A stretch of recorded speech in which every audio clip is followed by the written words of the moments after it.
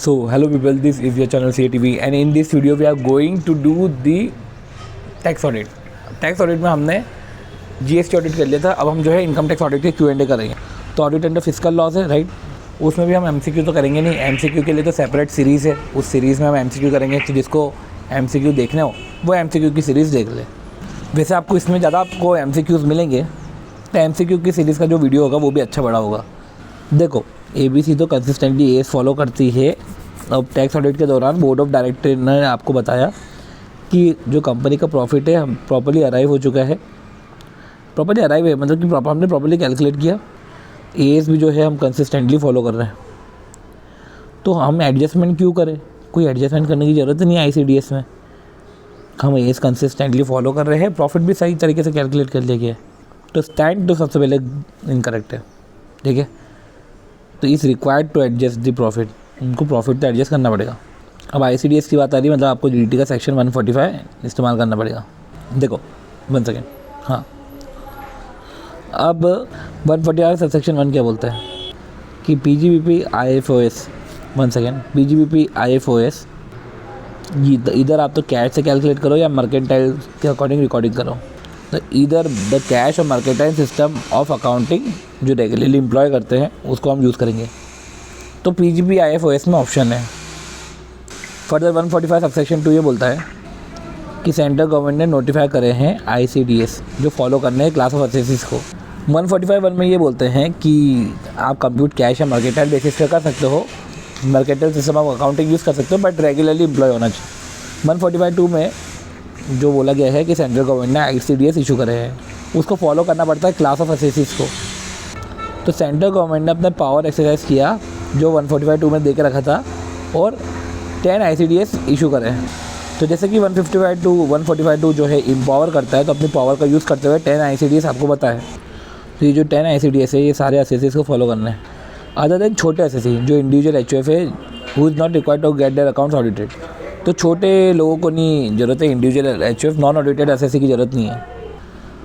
तो ICDS जो है सारे असेसी को फॉलो करना है, और वो असेसी जो फॉलो करते हैं मर्केंटाइल सिस्टम ऑफ अकाउंटिंग।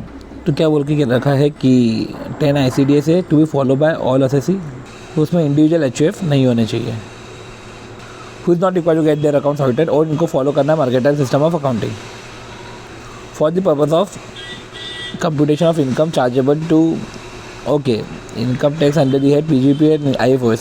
अब क्या in the instant case ABC तो कंसिस्टेंटली फॉलो कर रहा है एस, बट अगर आपने देखा हो तो वो कंप्लाई नहीं कर रहा है ICDS के प्रोविजन पर। ये बोला कि हम एस फॉलो कर रहे हैं पर ICDS फॉलो नहीं कर रहे हो।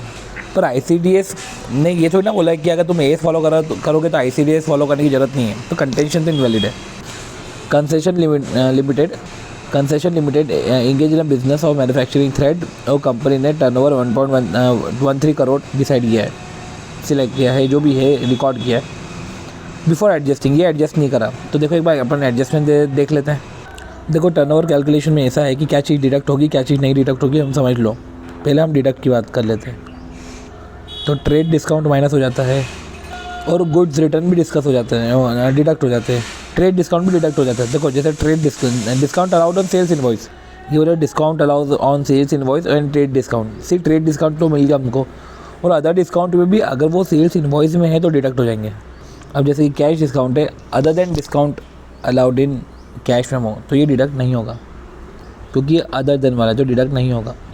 तो ये डिडक्ट हुआ ये डिडक्ट हुआ पर ये डिडक्ट ये डिडक्ट हुआ ये डिडक्ट हुआ पर ये डिडक्ट नहीं होगा। कमीशन ऑन सेल्स है, अब देखो कमीशन ऑन सेल्स PNL में जाता है, ये PNL का पार्ट है, तो ये भी कोई डिडक्ट नहीं होगा, राइट। तो ये ध्यान रखना कि PNL का पार्ट होता है, ये भी कोई डिडक्ट नहीं होगा। सेल्स रिटर्न वो हो जाएगा, सेल्स ऑन इन्वेस्टमेंट। अब ये ऑर्डिनरी एक्टिविटीज तो है नहीं, और हमें तो इसका एडजस्टमेंट करना बचा है, तो इसको हम लेंगे नहीं। तो नोट करना कि कमीशन ऑन सेल्स है वो पहले से ही PNL का पार्ट है, ठीक है, वो पहले से ही PNL का पार्ट है, तो उसको सेल्स में ऐसे भी नहीं लिया, तो इसलिए उसका एडजस्टमेंट तो करेंगे नहीं। मतलब कि कमीशन ऑन सेल PNL का पार्ट है तो हम इसको नॉन एडजस्ट करेंगे, क्योंकि उसको सेल में ऐसे इंक्लूड नहीं किया गया। बाकी ये सब चीज़ें तो इंक्लूडेड होगी, तो ये तो सब माइनस करो। 9,20,000 6 लाख।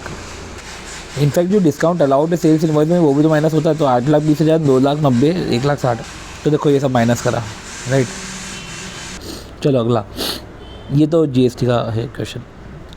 चलो ए इंगेज इन अ बिजनेस और एज ए सोल प्रोप्राइटर, तो आपको फॉलोइंग इन्फॉर्मेशन प्रेजेंट करिए 16-17 की, और टर्नओवर जो है ड्यूरिंग द ईयर 124 लाख है।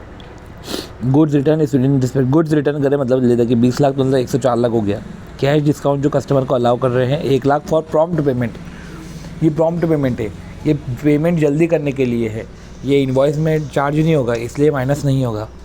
और स्पेशल रिबेट जो कस्टमर को दे रहे हैं is in nature of trade discount, अगर ट्रेड डिस्काउंट का नेचर है तो 5 लाख माइनस कर देंगे तो 99 लाख हो जाएगा।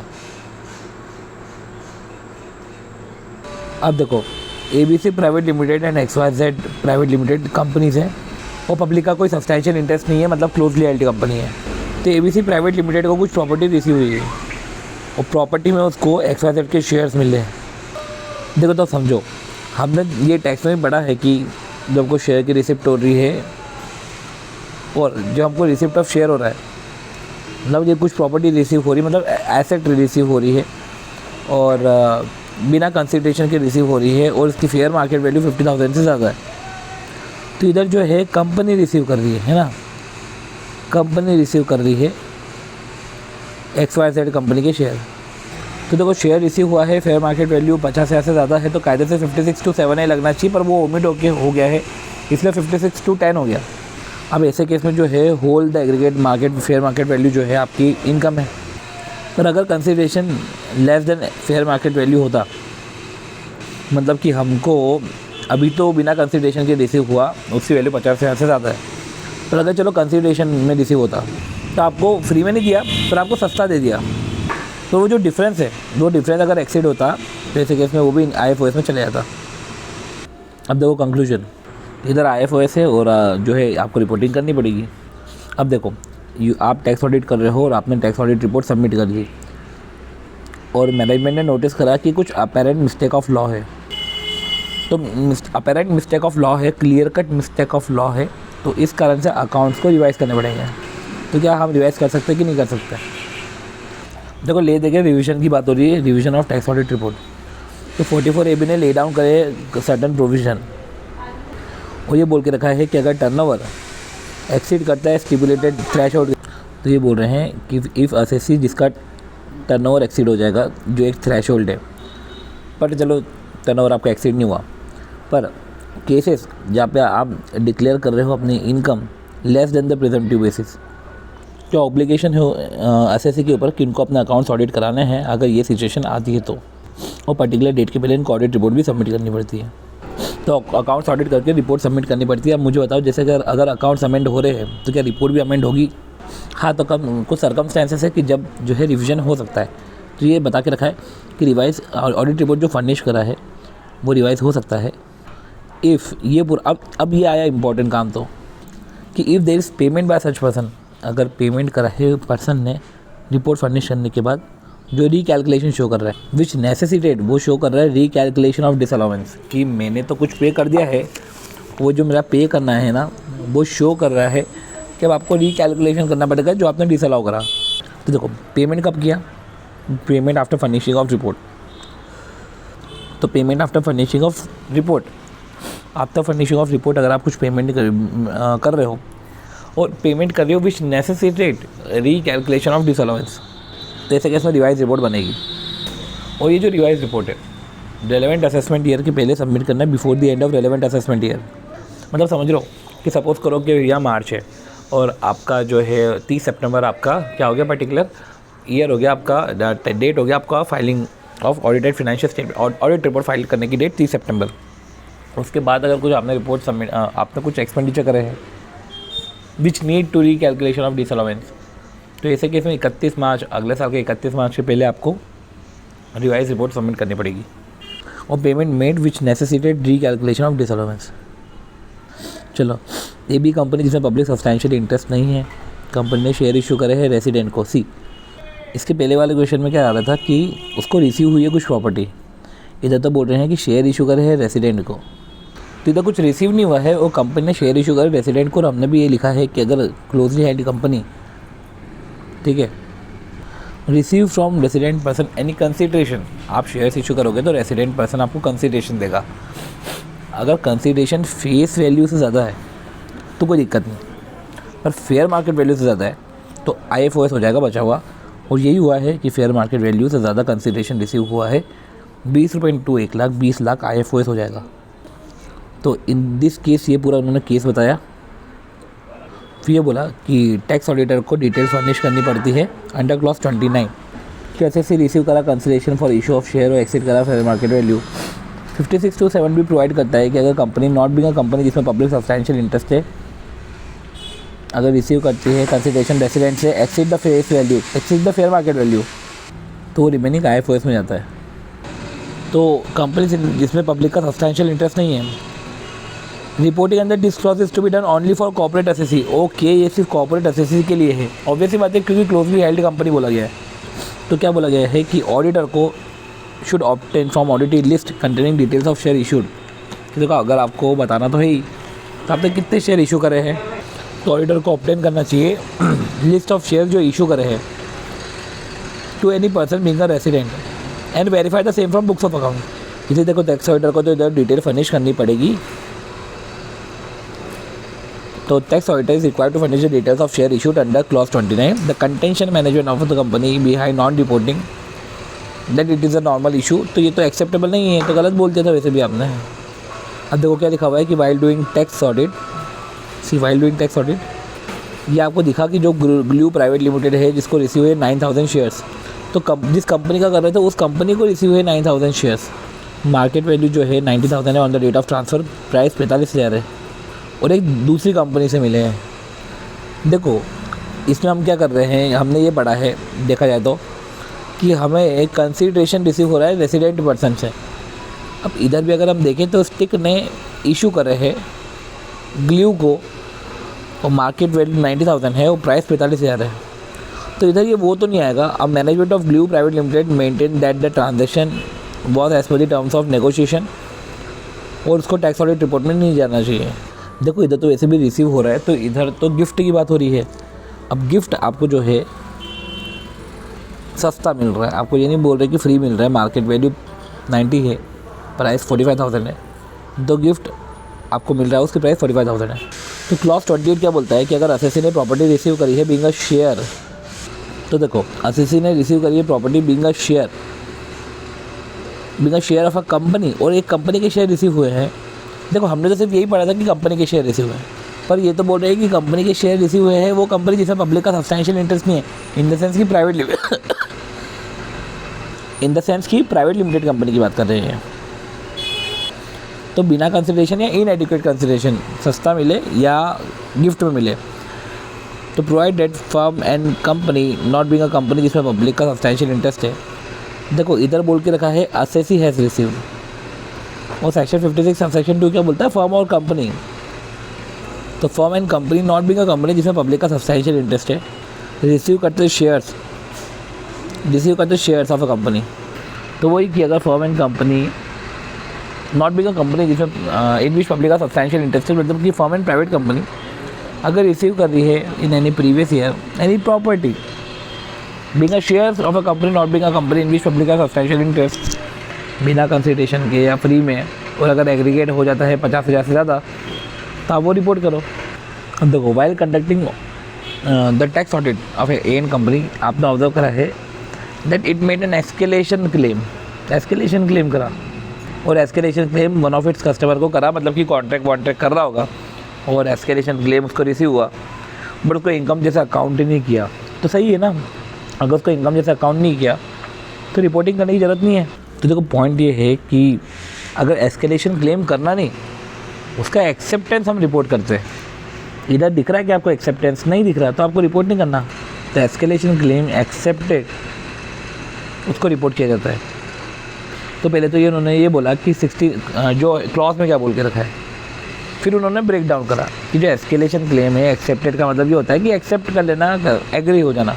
अब पॉइंट ये है कि एक्सेप्ट हो जाना, और वो अगर अमाउंट पीएनएल में क्रेडिट नहीं है तो जाके इसकी रिपोर्टिंग होती है कि सामने वाले ने तो एक्सेप्ट कर लिया पर आपने पीएनएल में रिपोर्ट नहीं करा, तो उसकी रिपोर्टिंग होगी। अब वो डिपेंड करता है, जैसे सामने वाले ने एक्सेप्ट करा, पर अगर आप कैश बेसिस फॉलो करते हो तो ऑब्वियसली बात है कि आप रिपोर्टिंग करोगे नहीं पीएनएल में। अब पॉइंट ये रहता है कि एस्केलेशन क्लेम भी अगर एक्सेप्ट कर रहे हैं तो ये अंडर अनकंडीशनल एक्सेप्टेंस होना चाहिए, सिर्फ क्लेम करना ही काफ़ी नहीं है। अब while writing the audit programme for tax audit you wish to include possible instances of capital receipt की कुछ कैपिटल रिसिप्ट बताओ जो पीएनएल में क्रेडिट नहीं होती पर हमें रिपोर्ट करना पड़ता है। तो क्या बोल के रखा है इसमें कि कैपिटल रिसिप्ट जो पीएनएल में रिपोर्टिंग नहीं होती। तो कैपिटल रिसिप्ट यार सिंपल सी बात है, जैसे एसेट बेचा तो उससे प्रॉफिट हुआ, ये सारे एरिया सोचो। जैसे कैपिटल है तो आपको कैपिटल सब्सिडी रिसीव होती है गवर्नमेंट से, मतलब प्रमोटर कंट्रीब्यूशन, या तो एसेट बेस्ड सब्सिडी रिसीव होती है। ये आ गया कैपिटल सब्सिडी हो गया, राइट। कैपिटल सब्सिडी मतलब गवर्नमेंट ग्रांट।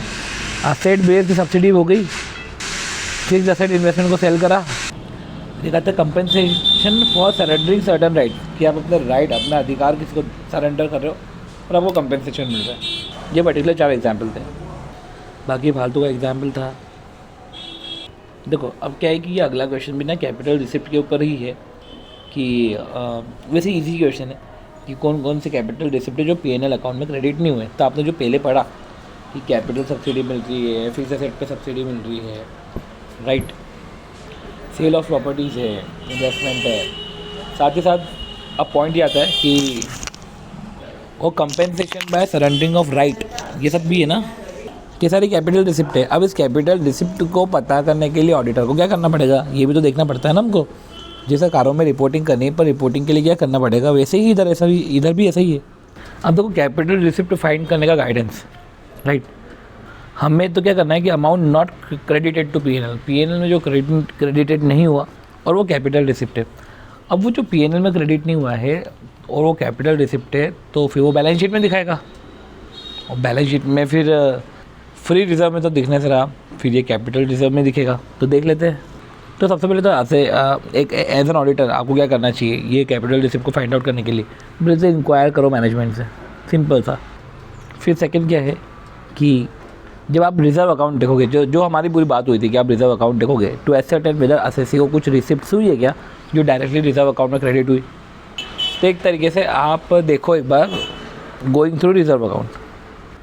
फिर if assessee has received any amount, अगर उसको कैपिटल नेचर की रिसिप्ट मिल रही है, then assessee has credited such receipt to PNL account, state the fact and amount involve. तो अगर आपको कैपिटल नेचर की रिसिप्ट मिल रही है और अगर आपने उसको पीएनएल में क्रेडिट करके रखा हुआ है, तो फैक्ट एंड अमाउंट इन्वॉल्व बताओ। देखो हम तो आपसे पूछेंगे कि कैपिटल नेचर की रिसिप्ट है क्या, फिर हम रिजर्व अकाउंट एक बार चेक कर लेंगे। अब पीएनएल अकाउंट में अगर आपने पोस्ट करा है तो वो state the amount and nature of the state the amount and the fact. तो अगर assessee has received any amount of capital nature, अगर उसको कुछ कैपिटल नेचर का अमाउंट रिसीव हो रहा है और उन्होंने पीएनएल अकाउंट में क्रेडिट करके रखा हुआ है, तो आप ऐसे केस में inquire the same, state the fact and amount involved.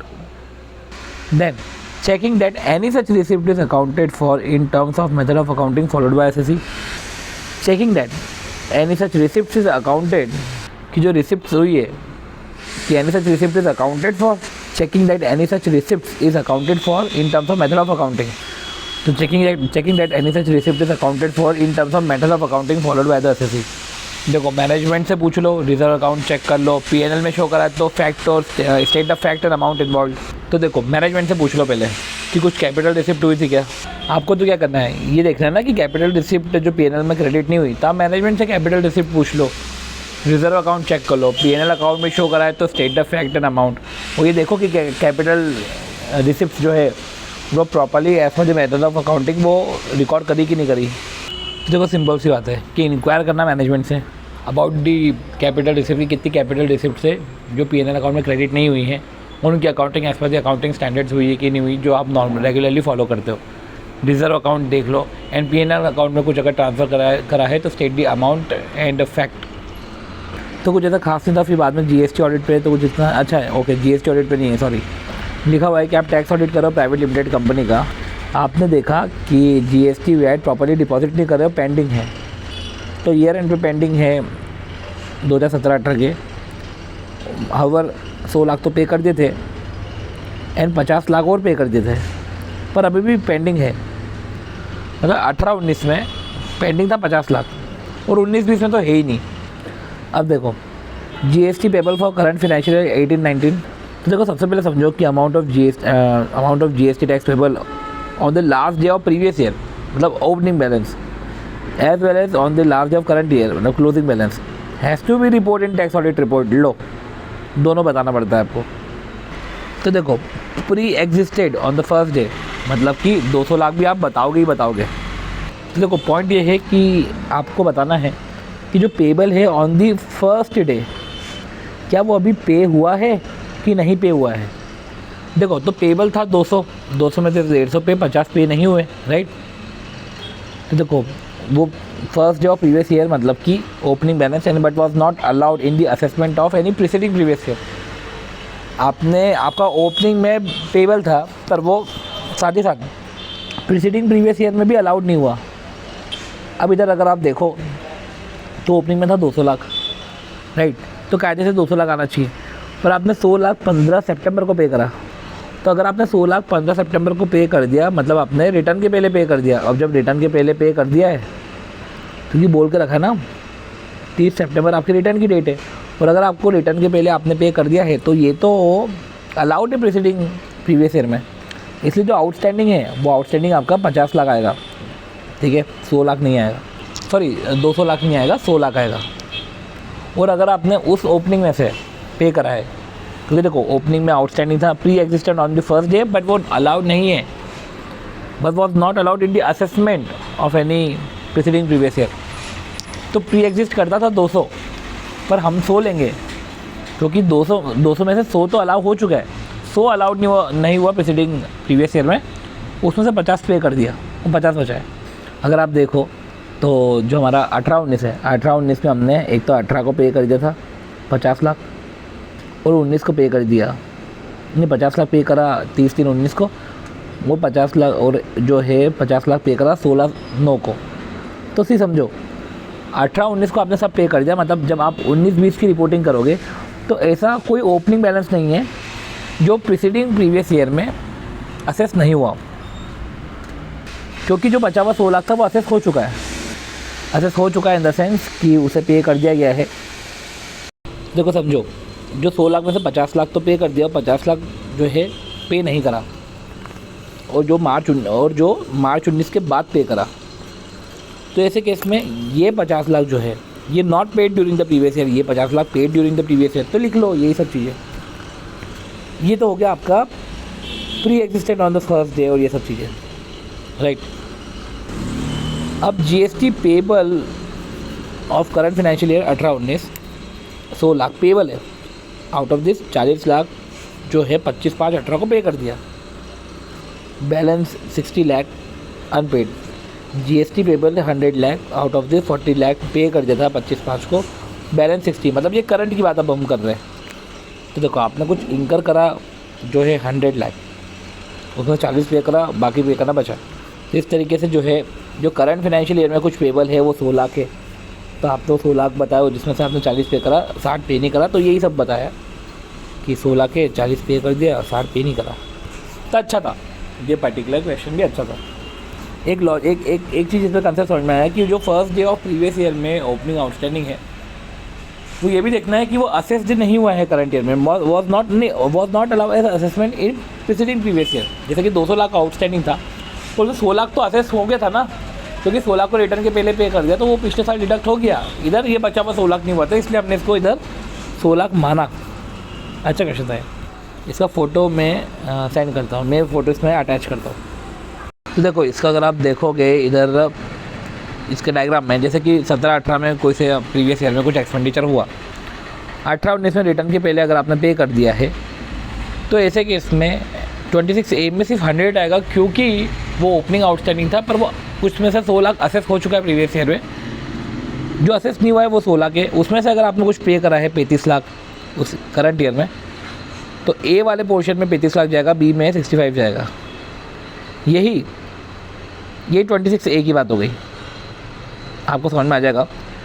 और कुछ इंकर करा है 18-19 में, और उसको रिटर्न के पहले कुछ पे करा है, जैसे कैसे 26B में जो इंकर हुआ है करंट ईयर में वो देखा जाता है, और कुछ पे कर दिया रिटर्न के पहले तो ए में जाएगा, और उसके बाद तो बी में जाएगा।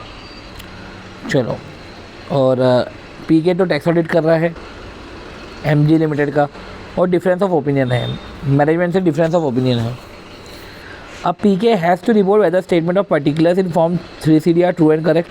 तो तो PK and management in respect of certain information, कुछ इन्फॉर्मेशन में डिफरेंस ऑफ ओपिनियन ठीक है होगा। तो एज टैक्स ऑडिटर पीके को रिपोर्ट करना है कि जो स्टेटमेंट है ट्रू एंड करेक्ट है कि नहीं। अब उसको तो ट्रू एंड करेक्टनेस भी शो करना पड़ता है, पर उसके हिसाब से कुछ फिगर्स आने चाहिए जो मैनेजमेंट ने मना कर दिया। अब उसको स्टेटमेंट ऑफ पर्टिकुलर भी फर्निश रिपोर्ट करना है और अनेक्स करना है, स्टेटमेंट भी फर्निश करना है, अनेक्स भी करना है। तो ऐसे केस में क्या करें? पहले तो advice on the matters to be considered by PK while furnishing the particular. मेरे को स्टेटमेंट देना है, स्टेटमेंट ऑफ पर्टिकुलर्स देना है 3CD पे, पर मेरे को कुछ पॉइंट ऐसे दिख रहे हैं जो अलग होने चाहिए थे और मैनेजमेंट के हिसाब से कुछ वो वैल्यू अलग होनी चाहिए थी। तो ऐसे केस में अब क्या करें जब हम पर्टिकुलर फर्निश करें 3CD के? तो देखो पर्टिकुलर स्टेटमेंट ऑफ पर्टिकुलर जो 3CD है टैक्स ऑडिटर को रिपोर्ट करना पड़ता है कि वो जो है वो ट्रू एंड करेक्ट है कि नहीं। और फिर वो जो स्टेटमेंट ऑफ पर्टिकुलर जो बता दिया कि ट्रू एंड करेक्ट है कि नहीं, फिर फॉर्म ऑडिट रिपोर्ट से अटैच कर दो।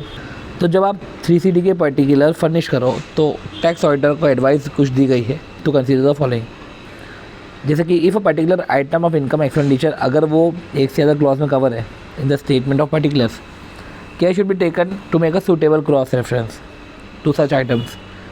सूटेबल क्रॉस रेफरेंस देखना अगर एक से ज़्यादा क्लॉज में कवर एक पर्टिकुलर आइटम, मतलब आप जब पहले पॉइंट में बता रहे हो तो आपको क्रॉस रेफरेंस देना पड़ेगा ये बताते हुए कि इधर इसको ये पर्टिकुलर मैटर इस पॉइंट में भी अवेलेबल है। जब देखो अब डिफरेंस ऑफ ओपिनियन है तो ऐसे केस में टैक्स ऑडिटर को स्टेट करना है both the views to enable the tax authority to take a decision in a particular manner, ताकि फिर टैक्स अथॉरिटी अपने हिसाब से डिसीजन ले। आप ये बता दो कि मेरे हिसाब से ये है और ऑडिटर के हिसाब से ये है। अगर क्लॉज एप्लीकेबल नहीं है तो same is not applicable. Disallowance में आपको टैक्स लॉ जानना ज़रूरी है, तो टैक्स लॉ जानना ज़रूरी है तो करंट टैक्स लॉ जानना ज़रूरी है। इवन दो जो ऑडिट रिपोर्ट का पर्टिकुलर फॉर्म है वो अमेंड नहीं हुआ, पर फिर भी आपको टैक्स लॉ जानना ज़रूरी है करंट का। तो देखो पर्टिकुलर हम क्या क्या एडवाइस देंगे ऑडिटर को। सबसे पहले ऑडिटर को बहुत सारी एडवाइसेस दी जाएगी, 6 एडवाइसेस दी जाएगी। जैसे कि जब एक से ज़्यादा क्लॉज एप्लीकेबल होते हैं तो आपको सूटेबल क्रॉस रेफरेंस डालना रहता है। एक से ज़्यादा क्लॉज एप्लीकेबल होते हैं पर्टिकुलर आइटम पे, जैसे क्लॉज 3 और क्लॉज 5 है मान लो, तो क्लॉज 3 पे फिर क्लॉज 5 का रेफरेंस जाएगा, देन क्लॉज 5 में क्लॉज 3 का जाएगा। अगर चेंज इन ओपिनियन है तो आप दोनों के व्यू बताओगे। अगर मैनेजमेंट का और टैक्स ऑडिटर का दो के डिफरेंट ओपिनियन है देन ऐसे केस में टैक्स ऑडिटर दोनों का ओपिनियन बताएगा, साथ ही साथ रेलेवेंट इन्फॉर्मेशन देगा टैक्स अथॉरिटीज़ को, ताकि टैक्स अथॉरिटीज़ बेटर डिसीजन ले सकें। और कभी कोई सा क्लॉज एप्लीकेबल नहीं है तो ऐसे केस में आपको बोल देना पड़ेगा कि ये क्लॉज एप्लीकेबल नहीं है, state the fact that it is not applicable. Allowance और डिसअलाउंस की बात करें तो अलाउंस और डिसअलाउंस के लिए आपको अपडेट होना पड़ेगा as per the current law. Even though आपका जो स्टेटमेंट ऑफ पर्टिकुलर है, वन सेकेंड, इवन दो आपके स्टेटमेंट ऑफ पर्टिकुलर है वो पुराने हैं, अभी तक अमेंड नहीं हुए।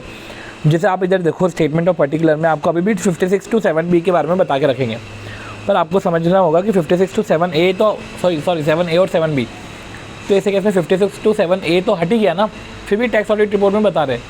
तो आपको जो अलाउंस और डिसअलाउंस है वो तो करंट लॉ के बेसिस पे करना है, भले ही आपकी रिपोर्ट पुरानी हो या स्टेटमेंट ऑफ पर्टिकुलर्स पुराने दे के रखे हो। इन केस अगर आपको कम इन्फॉर्मेशन रिसीव हो रही है, अगर इन्फॉर्मेशन मैनेजमेंट ने आपको कम दी है और आप रिपोर्ट नहीं कर पा रहे हो, तो ऐसे केस में आपको अपनी रिपोर्ट को क्वालिफाई कर दोगे और स्टेट करोगे फैक्ट कि क्वालिफाई कर रहे हैं बिकॉज इन्फॉर्मेशन हमको कम प्रोवाइड करी गई है। एंड देन कुछ अदर मैटर्स है, अदर मैटर कुछ ऐसे है कि 3CD जो फर्निश होती है based on the books of accounts available. और अगर जुडिशियल प्रोनाउंसमेंट पे अगर आप बिलीव करते हो तो आपको पर्टिकुलर फैक्ट भी लिखना पड़ेगा कि जुडिशियल प्रोनाउंसमेंट को ध्यान में रखते हुए ये ओपिनियन दिया है या आंसर पुट करा है, ये ऑब्जर्वेशन है हमारा। चलो अगला, ABC printing press proprietary concern है, टर्नओवर 1.03 करोड़ है। मैनेजमेंट ने एक्सप्लेन करा है ऑडिटर को कि it undertake different job work order, कि डिफरेंट वर्क ऑर्डर हम वेरियस कस्टमर से लेते हैं और रॉ मटेरियल हर जॉब का डिसिमिलर है। सी हम तो वर्क ऑर्डर्स लेते हैं, वर्क ऑर्डर के लिए सेपरेटली जो है हमको कॉन्ट्रैक्ट मिलते हैं, raw material require for each job वो तो डिसिमिलर है। तो रॉ मटेरियल परचेस करके इसकी जो मेंटेन करना स्पेसिफिकेशन रिक्वायरमेंट, ये बैलेंस बनाना बहुत मुश्किल है, क्योंकि रिक्वायरमेंट हर एक जॉब की डिफरेंट होती है। It purchase the raw material, हम तो रॉ मटेरियल परचेस करते हैं कस्टमर के मुताबिक, और there is hardly any balance, और हार्डली कुछ बचता है। देखो कस्टमर ने हमको बोला कि इतना हमको करने का है, तो हम मार्केट से सामान परचेस करते हैं और उसे बनाते हैं, तो हार्डली कुछ ऐसा बैलेंस बचता है रॉ मटेरियल का रिमेनिंग इन द स्टॉक। पर हाँ WIP रहता है, because of the variety and complexity of material it is possible to maintain a stock register. देखो हार्डली एक तो बैलेंस भी नहीं बचता, WIP रहता है मैक्सिमम, और स्टॉक रजिस्टर भी फिर हमने मेंटेन नहीं करा क्योंकि बहुत सारी रिक्वायरमेंट्स रहती है। रजिस्टर की रिक्वायरमेंट नहीं, हम बहुत सारे रॉ मटेरियल परचेस करते हैं, वेराइटीज़ के परचेस करने पड़ते हैं क्योंकि कस्टमर ने हमको बोला है, कस्टमर के मुताबिक हम रॉ मटेरियल परचेस करते हैं। तो दो चीज़ें, हम मेंटेन नहीं करते स्टॉक रजिस्टर। ओके, एक ही पॉइंट है कि हम मेंटेन नहीं करते स्टॉक रजिस्टर, और कुछ स्टॉक बचता ही नहीं तो क्लोजिंग स्टॉक की तो बात ही नहीं होगी। तो क्या लिखा हुआ है, the explanation of the entity, ये एंटिटी जो एक्सप्लेन करती है कि हम varieties of raw material different job के लिए प्रोक्योर करते हैं, मैं भी valid, but auditor need to verify the specified job order. अब उसने बोला कि हम वेराइटीज़ ऑफ रॉ मटेरियल लेते हैं। अब अगर ऐसा बोल दिया है तो फिर ऑडिटर को चेक करना रहेगा कि लिटरली ऐसा है कि भी नहीं है। Auditor need to verify the specified job order received, कि ऐसा क्या जॉब ऑर्डर रिसीव होता है जो भी रॉ मटेरियल परचेस करे। क्या सिमिलर इंटरप्राइज भी ऐसे ही करती है? देखो ये कि जॉब ऑर्डर रिसीव हुए, रॉ मटेरियल डिफरेंट परचेस करे, सिमिलर प्रिंटर्स भी यही करते हैं क्या?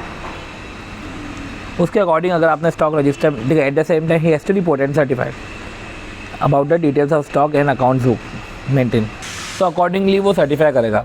सी बट फिर भी आपको closing stock of raw material, WIP and finish good देखना है कि इन्होंने इनका जो है वेरीफाई करो कि रॉ मटेरियल कम से कम, चलो वैल्यूज़ में तो वेरीफाई कर लो कि रॉ मटेरियल प्रॉपर है कि नहीं और मैच हो रहा है कि नहीं WIP एंड फिनिश गुड।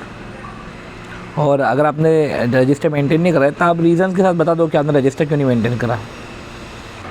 अब अगला क्वेश्चन हमारा कि क्या लिखा है, PQR and associates conducting tax audit of QW जो भी है, उनने इनकर करे 6 लाख एडवर्टीजमेंट एक्सपेंडिचर के और a brochure pamphlet publish by political party, whether such expenditure क्या इंक्लूड करना पड़ेगा टैक्स ऑडिट रिपोर्ट में। तो अपन ने पढ़ा है ना कि expenditure in the nature of capital personal advertisement expenditure, तो एडवर्टीजमेंट एक्सपेंडिचर इधर अगर आपने पॉलिटिकल पार्टी में करे है तो शैल बी रिपोर्टेड। ये हो गया हमारा। Okay, V limited is engage in a business of providing professional training program और एनुअल टर्नओवर 69 करोड़ है। Company subject to tax audit for which work has been started by tax auditor. अब for the financial year 31 March company ने apply किया GST registration 2 location के लिए, और ये हम पढ़ चुके हैं GST ऑडिट में, जिसमें वो बोलते हैं कि आप ऑनलाइन पोर्टल से पता कर लो, जो भी रिटर्न फर्निश करे हैं उससे आप पता कर लो। जब आप ऑनलाइन पोर्टल से पता करोगे तो आपको ये इशू करना है कि आपने कंपनी का ही डेटा डाला है। अगला क्वेश्चन आता है प्लॉय का। प्लॉय इंगेज इन लीजिंग, वो लीजिंग में इन्वॉल्व है, तो फॉलोइंग पेमेंट उसने XYZ को करे हैं, right. Engage in leasing of goods carriage, लो ये भी engage in leasing of goods carriage. तो देखो कोई सा एक्सपेंडिचर आपके 48(3) में कवर है तो आपको बताना पड़ता है, मतलब कि एक्सपेंडिचर जो आपने करे हैं वो अकाउंट पे cheque, account pay draft, ECS से करे कि नहीं करे, नहीं करे तो बताओ, मतलब 48(3) में डिसअलाउंस। अब यही जो 48(3) में इसमें लिमिट है ना, लिमिट 35,000 की अवेलेबल है। अगर आपने पेमेंट करा है लीजिंग के लिए, मतलब कि आपका बिजनेस लीजिंग का ज़रूरी नहीं है, आपने अगर पेमेंट इस कारण से करा है, जैसे कि आपने फॉलोइंग पेमेंट करे हैं, जैसे कि फॉलोइंग पेमेंट करे हैं XYZ को जो इंगेज है लीजिंग में, पर हमको पेमेंट का नेचर देखना है। आप भले ही लीजिंग में इन्वॉल्व हो, पर मैं पेमेंट कर रहा हूँ तो किस नेचर का पेमेंट है। अगर payment hiring, plying and leasing के लिए है तो 35,000 की लिमिट है। जैसे कि 6 इन्वॉइसेस 5-5 हज़ार के ईच कैश में पे करे X को 4 जुलाई को, तो ये 30,000 ही होता है, तो रिपोर्टिंग करने की ज़रूरत नहीं है, तो need not to be reported. 2 invoices 18-18 हज़ार के Y को पे करे ऑन 5 और 6, तो इसको भी रिपोर्ट करने की ज़रूरत नहीं है। पर क्या ये लीजिंग के लिए पे करा है? तो ये मानते हुए देखो अभी तक तो हमने कुछ बताया नहीं, पर अगर हमने ये मान लिया कि सामने वाले अगर लीजिंग में इन्वॉल्व है तो हमने लीजिंग के लिए पे करा है, अनलेस एंड अनटिल कुछ अदर शो नहीं करे, तो ऐसे केस में need not to be reported. अब 1 सेकेंड, आधा 40,000 हमने कैश में पे करा Z को against the invoice of expenses. देखो एक्सपेंसेस हमने बुक कर लिया था 1920 में, हमने डिडक्शन ले लिया, पर 2021 में हमने पेमेंट किया ज़्यादा, तो ऐसे केस में ये 48(3A आ जाएगा इसमें, और इधर डिसअलाउंस नहीं होगा, इधर आपका एडिशन हो जाएगा। Addition in the sense deem to be PGBP हो जाएगा। चलो ये सब हमने देख लिया। अब एक बार हम 48.3 देख लेते हैं। 48.3 एंड 48.3 है, तो 48.3 एंड 48.3 है। अगर असेसी ने कोई सा एक्सपेंडिचर इंकर करा है और if assessee incur any expenditure and made payment to a person in a day, अगर एक्सपेंडिचर के रिस्पेक्ट में पेमेंट करे किसी पर्सन को एक दिन में 10,000 से ज़्यादा, तो ऐसे केस में, और यही अगर payment made for plying hiring leasing तो 35,000 से ज़्यादा, और अगर हमने अदरवाइज देन बाय अकाउंट पे चेक, अकाउंट पे ड्राफ्ट और ECS करा है तो ऐसे केस में ये डिसअलाउंस हो जाएगा। तो इफ असेसी ने इंकर करा यानी expenditure in exceed of the particular amount और अदरवाइज देन बाय, तो असेसी ने कोई सा एक्सपेंडिचर करा है इन रिस्पेक्ट ऑफ विच, अगर असेसी ने इंकर करा है और इस रिस्पेक्ट में उसे पेमेंट करा है exceeding 10,000, otherwise then by account पे चेक ड्राफ्ट और ECS, then in such case disallowance. See, if assessee incurred an expenditure to any person in a day and such expenditure and for such expenditure payment has been made exceed 10,000, otherwise then by account pay check draft and ECS. ये drafting देखो, if a person has made any expenditure, ये अपन बोले if an expenditure is made towards a person in a day, towards a person in a day exceeds 10,000 and such payment in respect of that expenditure made otherwise than by ACS, then in such case such expenditure is disallowed. If an assessee incurs any expenditure to a person, if assessee incurred any expenditure to a person in a day, if assessee incurs any expenditure to a person in a day exceeding 35,000 in respect of plying, hiring, leasing of vehicle, otherwise then by account पे cheque draft and ECS, then in such a case disallowance हो जाएगा। Further 48.3a क्या बोलता है कि whether allowance has been made in the assessment of any year, if allowance has been made in the assessment of any year, कि मैं किसी साल का असेसमेंट कर रहा था और मैंने अलाउंस कर दिया, तो जिस साल इन विच लाइबिलिटी इंकर्ड और उधर मैंने अलाउंस कर दिया, if allowance has made in a year in which assessment, if allowance has been made in the assessment of any year in which liability incurred, मतलब if an allowance has been made in a year in which liability incurred and for any expenditure, किसी expenditure के respect में allowance has been made in the year in the year in which liability incurred, तो कोई सा साल था जिसमें liability इंकर हुई और उस साल में ही अलाउ कर दिया expenditure, subsequently make a payment in respect thereof and otherwise then by account pay check draft and ECS, तो जो पेमेंट है वो डीम्ड PGBP हो जाएगा। तो ये आपने 40 ये सब बता दिया है। फिर then subsequently clause 21 D and D भी बताओगे कि टैक्स ऑडिटर को स्क्रूटनाइज करना पड़ेगा on the base of examination of books of account, कि जो एक्सपेंडिचर कवर्ड है वो 48.3 में है कि 48.3a में है, राइट, तो स्क्रूटनाइज करना पड़ेगा और अगर फिर उसको मिलते हैं तो उसको अबव मेंशन क्लॉसेस में बताना पड़ेगा। फिर mister A engage in a business of sole proprietor presented the following information, तो मिस्टर ए इंगेज है as a business of sole proprietor presented the following information, turnover 124 lakh का है, गुड्स रिटर्न कर दिए 20 लाख के तो माइनस हो जाएंगे, कैश डिस्काउंट अलाउड ये माइनस नहीं होगा क्योंकि प्रॉम्प्ट पेमेंट के लिए है, स्पेशल रिबेट ये माइनस नहीं होगा और इसका नेचर ट्रेड डिस्काउंट का है तो माइनस हो जाएगा, तो ऐसे केस में 99 लाख हो जाएगा, बस टैक्स ऑडिट एप्लीकेबल नहीं है। डिस्काउंट अगर सेल्स इनवॉइस में तो डिडक्ट हो जाएगा, कैश डिस्काउंट अगर मेमो में दे के रखा है तो अलाउड हो जाएगा, अदरवाइज अलाउड नहीं होगा। तो एक बार हम देख लेते हैं, तो कैश डिस्काउंट अदरवाइज है, अगर वो मेमो में नहीं है तो वो टर्नओवर में रिलेटेड नहीं होगा, मतलब वो डिडक्ट हो जाएगा। मेमो 1 सेकेंड, वो डिडक्ट नहीं होगा, मेमो में नहीं है तो डिडक्ट नहीं होगा, मेमो में होगा तो डिडक्ट हो जाएगा। गुड्स रिटर्न के डिडक्ट हो जाएगा। सेल प्रोसीड्स ऑफ एसेट्स हम वो इनकम में से माइनस कर देंगे या तो हम लेंगे ही नहीं। अब आती बात मेथड ऑफ अकाउंटिंग। अब अकाउंटिंग मेथड 13 में है और अकाउंटिंग पॉलिसी जैसे कि M के बाद P आता है ना, तो मेथड 13 में आ गया और पॉलिसी 14 में आ गया। अब see write a short note on method of accounting, accounting method. अब अकाउंटिंग मेथड की बातें जो है क्लॉज 13 में दे के रखी है। तो clause 13 of form 3CD of the tax audit required to state कि method of accounting previous year में क्या है।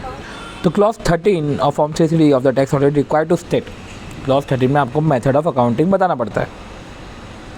और साथ ही साथ ऐसा नहीं कि सिर्फ मेथड ऑफ अकाउंटिंग बता दिया, अगर चेंज हुआ है तो details of change with effect to P&L account. तो देखो मेथड ऑफ अकाउंटिंग की आपकी मेथड ऑफ अकाउंटिंग भी अगर चेंज है मेथड ऑफ अकाउंटिंग में तो हाँ वो बताओ। सी उस चेंज से इफेक्ट हुए होंगे ना, राइट। तो इफेक्ट ऑन द P&L, उससे इफेक्ट आपके P&L में क्या रहा, तो ठीक है। तो मेथड ऑफ अकाउंटिंग चेंज हुआ है तो ठीक है, चेंज हुआ है तो बी अगर आपने अफर्मेटिव करा है तो डिटेल्स ऑफ चेंज सी में बताओ and the effect in P&L सी में बताओ। तो ये होता है कि बी में अगर आपने चेंज के लिए हाँ बोला तो सी में डिटेल्स ऑफ चेंज और ये बताओ। अब आपको ICDS से कंप्लाई करने के लिए भी चेंज एडजस्टमेंट करने पड़ेंगे, तो अगर आपने एडजस्टमेंट करे हैं तो डी में उसको रिवर्ट करो कि हाँ हमने एडजस्टमेंट करे हैं और ई में डिटेल्स बताओ। फिर अगला हमारा देखो ABCD हमने ऐसे ऐसे देख लिया कि ए में MOA, बी में अगर चेंज है तो आप एफर्मेशन अगर देते हो तो सी में details of the change and effect on the P&L।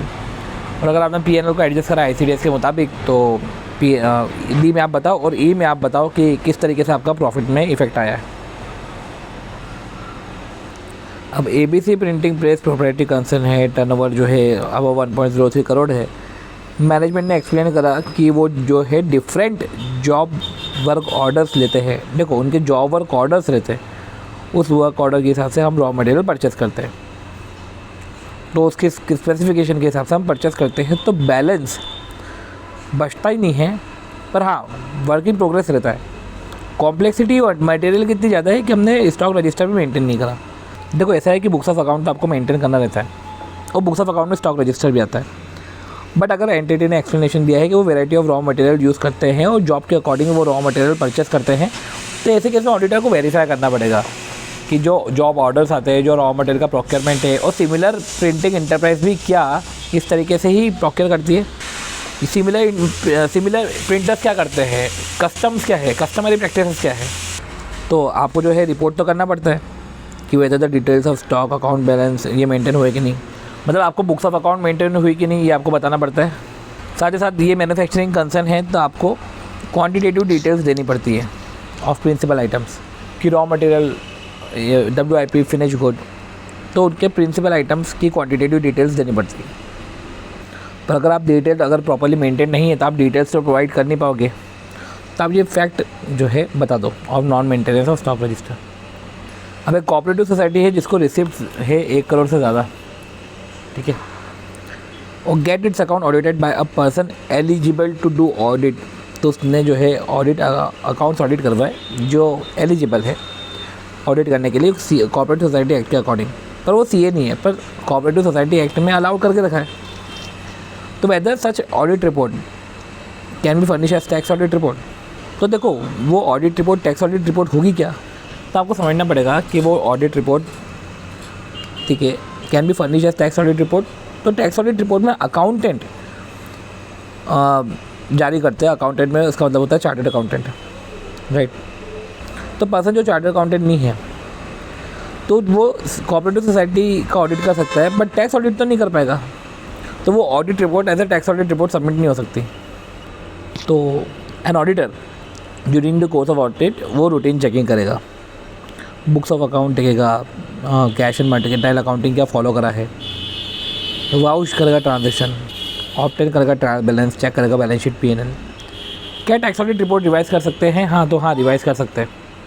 तो ठीक है, हमने पढ़ा था कि टैक्स ऑडिट रिपोर्ट को रिवाइज कर सकते हैं कब, अगर ऑडिट रिपोर्ट सबमिट करने के बाद कुछ एक्सपेंडिचर हुए हैं, and expenditure which leads to recalculation of disallowances, जो कैलकुलेट हुए हैं अंडर 40 या 43B, मतलब कोई से एक्सपेंडिचर का पेमेंट आपने ऑडिट रिपोर्ट की बात करा है एंड वो पेमेंट से which leads to recalculation of disallowances, then ऐसे केस में आपको रिवाइज ऑडिट रिपोर्ट सबमिट करनी है, but before the end of relevant financial year, right. Relevant assessment year I mean, देखो पर्टिकुलर हर एक बिजनेस को अपना अकाउंट्स ऑडिट करा लेना चाहिए स्पेसिफाइड डेट पे, और ठीक है ऑडिट हो जाता है, ऑडिट करा लेना चाहिए अगर आपका टर्नओवर थ्रेशोल्ड लिमिट से ऊपर हो जाता है या आपका थ्रेशोल्ड लिमिट से कम है बट आप अपनी इनकम डिक्लेयर कर रहे हो प्रिजम्पटिव बेसिस से कम, तो ऐसे केस में ऑडिट करा लो। पर ऑडिट कराने के बाद अगर आपने कुछ पेमेंट करे हैं, ये वो वाली बात आ जाती है। मतलब आप समझ रहे हो कि whether tax audit report can be revise. अब मैं डायरेक्ट बोलूँगा कि टैक्स ऑडिट रिपोर्ट रिवाइज कर सकते हैं, बट इसके पहले आपको ये बताना पड़ेगा कि रिपोर्ट जब आप सबमिट जब करते हो तो एक स्टिपुलेटेड डेट पे आपको रिपोर्ट सबमिट करनी पड़ती है। और 2 क्राइटेरिया है कि अगर टर्नओवर थ्रेशोल्ड लिमिट से ऊपर हो जाए और इनकम अगर आप प्रिजम्पटिव इनकम से कम डिक्लेयर कर रहे हो, तो ये आप एक माहौल बना रहे हो। फिर उसके बाद आप स्टार्ट कर रहे हो। अब ये वही प्रिंटिंग कंपनी का आ गया, पर इधर जीएसटी ऑडिट का क्वेश्चन है। ये पूछ रहे हैं कि ऑडिट प्रोग्राम बनाओ जब आप पब्लिक ट्रस्ट का ऑडिट कर रहे हो। सिर्फ एक बार आया नवंबर 2008 में, ऐसे क्वेश्चन को नहीं करो तो बेहतर है। फिर आप जो है एडवाइस दे रहे हो पीके को, एडवाइस ऑन द मैटर्स, और आप क्या क्या एडवाइस दे सकते हो। हमने पढ़ा था, क्या पढ़ा था हमने, कि अगर मोर देन वन क्लॉजेस है तो आप सूटेबल क्रॉस रेफरेंस दोगे, राइट। फिर हमने पढ़ा था कि अगर चेंज है ओपिनियन तो आप दोनों ओपिनियन बताओगे, देन आपकी भी इन्फॉर्मेशन, आप कुछ रिलेवेंट इन्फॉर्मेशन फर्निश करोगे। ये लिखा हुआ है सारे दोनों पॉइंट, मैनेजमेंट के पॉइंट एंड ऑडिटर का पॉइंट, क्योंकि अगर डिस्प्यूट है, 2 व्यूज़ है पर्टिकुलर मैटर पे, तो आप दोनों पॉइंट्स स्टेट करोगे और रिलेवेंट इन्फॉर्मेशन वो स्टेट करोगे ताकि टैक्स अथॉरिटीज़ अपना रिलेवेंट डिसीजन, प्रॉपर डिसीजन ले पाए। एंड देन हमने पढ़ा था कि अगर इन्फॉर्मेशन, अगर CCD आपको अप्लीकेबल नहीं है पर्टिकुलर क्लॉज, तो आप लिख दोगे कि same is not applicable. Then allowance और डिसअलाउंस कैलकुलेट करने के लिए आपको करंट लॉ से अपडेट होना चाहिए, इवन दो जो ऑडिट फॉर्म में वो आपका अपडेट नहीं है।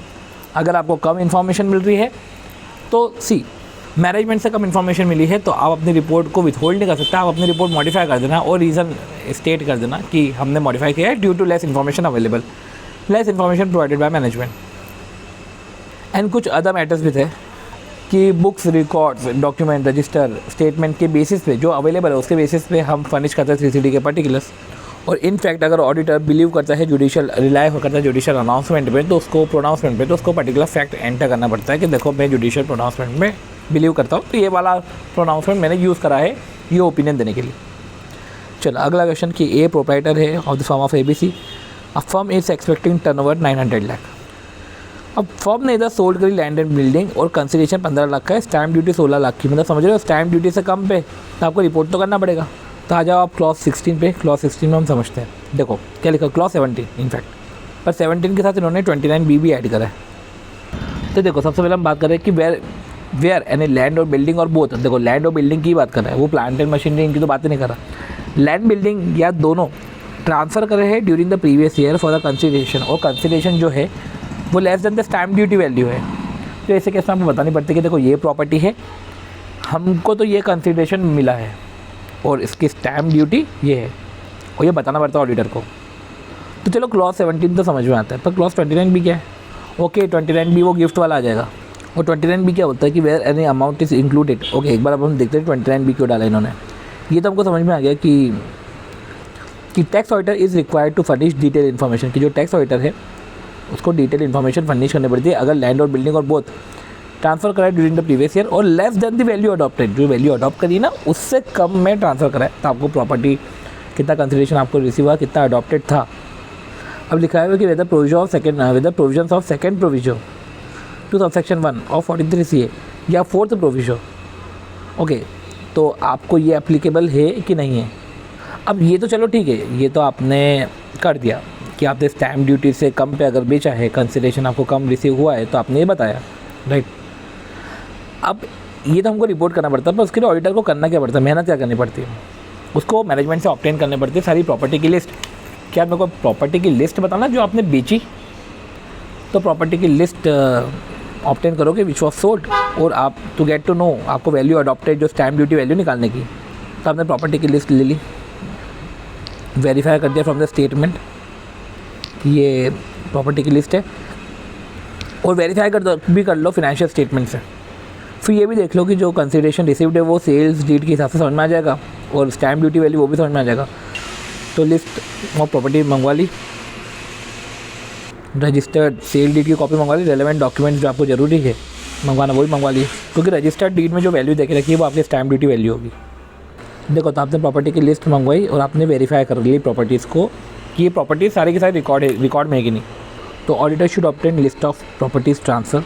तो जो भी लिस्ट ऑफ प्रॉपर्टी आपने ट्रांसफ़र करी है तो वो प्रॉपर्टी की सारी लिस्ट ले लो, उसको फिनेंशियल स्टेटमेंट से वेरीफाई भी कर लो। देखो ये भी लिखा हुआ है कितना कंसिडरेशन रिसीव और आया है प्रॉपर्टी की लिस्ट ले ली, फिनेंशियल स्टेटमेंट से चेक कर लिया कितना कंसिडरेशन रिसीव हुआ है, रजिस्टर्ड सेल डीड की कॉपी मंगवा ली।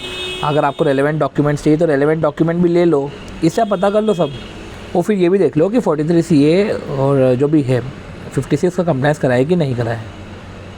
अब इधर इन्होंने क्या बोल के रखा है 29B, अभी तो इन्होंने 17 दे के रखा है, पर आप प्रॉपर्टी ट्रांसफ़र करो तो 29B में तो IFOS की बात करता है कि इन एडिशन क्लॉज 29B, अगर इमूवेबल प्रॉपर्टी अगर स्टैम्प ड्यूटी एक्सीड होता है, स्टैम्प ड्यूटी वैल्यू, देखो आपने कंसिडरेशन तो less than stamp duty value है, तो आपको ये देखना है कि स्टैम्प ड्यूटी वैल्यू एक्सीड होता है कंसिडरेशन से, stamp duty value exceed the consideration 50,000 और 5% ऑफ कंसिडरेशन, 50,000 और 5% of consideration higher of 1 second. देखो क्या लिखा हुआ है, स्टैम्प ड्यूटी वैल्यू एक्सीड होता है कंसिडरेशन से बाय लेस देन, एक्सीड है पर वो लेस देन कितने से कम एक्सीड है, जैसे कि एक्सीड हो रहा है पर 1 लाख की लिमिट है, तो आप बोलोगे लेस देन 1 लाख एक्सीड है, तो भी यही बोल रहा है कि लेस देन एक पर्टिकुलर अमाउंट ये एक्सीड है, और अमाउंट क्या है 50,000 और 5% of consideration whichever is higher. तो आप पहले अमाउंट पता करो कि 50,000 और 5% ऑफ कंसिडरेशन जो भी हायर हो उससे कम एक्सीड हो, तो आप एक्सीड बहुत ही नॉमिनल हो तो कोई एडिशन नहीं होगा, ये बोलना चाह रहे हैं ये। तो ये पॉइंट अच्छा है समझने के लिए। तो देखो एज पर क्लॉज 29 भी अगर इमूवेबल प्रॉपर्टी अगर स्टैम्प ड्यूटी एक्सीड करता है कंसिडरेशन से, पर एक्सीड कितना less than the higher of 5% of consideration और 50,000 विच एवर इज़ हायर, उस अमाउंट से कम एक्सीड हो रहा है वो, तो ऐसे केस में difference is not chargeable to tax. And इसका मतलब यही है कि अगर 105% तक है सेल कंसिडरेशन तो कोई एडिशन नहीं लोगे आप। तो इधर अगर आप देखो तो 15 लाख आपका कंसिडरेशन है, उसका 105% करोगे तो 15.75 आएगा। अब इधर तो 16 लाख हो रहा है तो हायर है, ओके, इसलिए फिर 29B में भी आया। तो 50,000 और 75,000 विच एवर इज मोर, 75,000 उतना तक एक्सीड हो, ठीक है, ओके। तो टैक्स ऑडिटर को रिपोर्ट करना पड़ेगा 17 और 29B में। तो ये बहुत ही अच्छा पर्टिकुलर पॉइंट हो गया, ये अच्छा पॉइंट। फिर पॉइंट आता है कि हाउ विल यू वेरीफाई कि income expenditure of earlier years, कुछ पहले के इनकम एक्सपेंडिचर क्रेडिट और डेबिट हुए करंट ईयर में, राइट। देखो हम ये 27B में देखते हैं कि हमको ये बताना है कि क्या प्रायर पीरियड के एक्सपेंडिचर करंट ईयर में क्रेडिट या डेबिट हुए हैं, पर ये पॉइंट है कि आप उसको कैसे वेरीफाई करोगे। तो प्रायर पीरियड के एक्सपेंडिचर करंट ईयर में क्रेडिट डेबिट होते हैं, तो ये तो तभी हो सकता है जब रेलेवेंट एसएससी जो है फॉलो कर रहा है मर्केंटाइल सिस्टम ऑफ अकाउंटिंग। क्योंकि प्रायर पीरियड का एक्सपेंडिचर, जैसे कि आपने एक्सपेंडिचर कर दिया कब, ठीक है, आपका खर्चा था ज़्यादा, आपने एक्सपेंडिचर करा कब, पेमेंट करा कब, तो करंट ईयर में तो क्रेडिट डेबिट हो गई।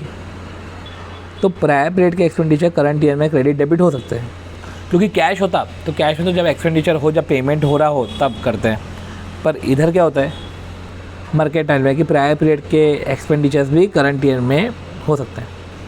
अब देखो कैश सिस्टम ऑफ अकाउंटिंग में क्या होता है कि अगर expenditure relating to earlier years है, पर मैं अभी पे कर रहा हूँ तो वो करंट ईयर का एक्सपेंडिचर है। पर अगर expenditure relating to other years है और मैं अभी पे कर रहा हूँ मर्केंटाइल सिस्टम में, तो प्रायर पीरियड का एक्सपेंडिचर है।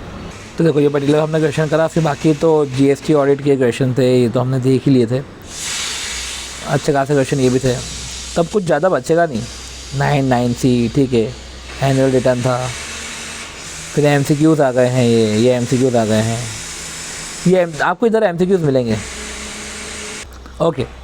64 क्वेश्चन, क्या आप engage in manufacturing of textile product और एनुअल कैपेसिटी 1 लाख की है और NKB is covered under the provisions of GST और एप्लीकेबल 12% रेट है, पर डिमांड नोटिस आया आपको 15 लाख का, और 15 लाख का डिमांड नोटिस पुराने साल का है, तो चलेगा, कोई दिक्कत नहीं है।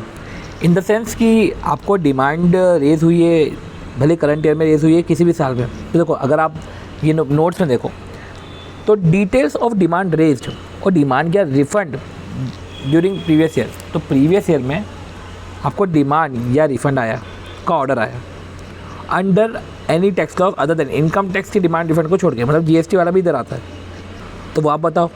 तो इधर लिखा हुआ है कि ये मैन्युफैक्चरर है और 1920 में डिमांड नोटिस आया 15 लाख का, वो जो 13-14 का था।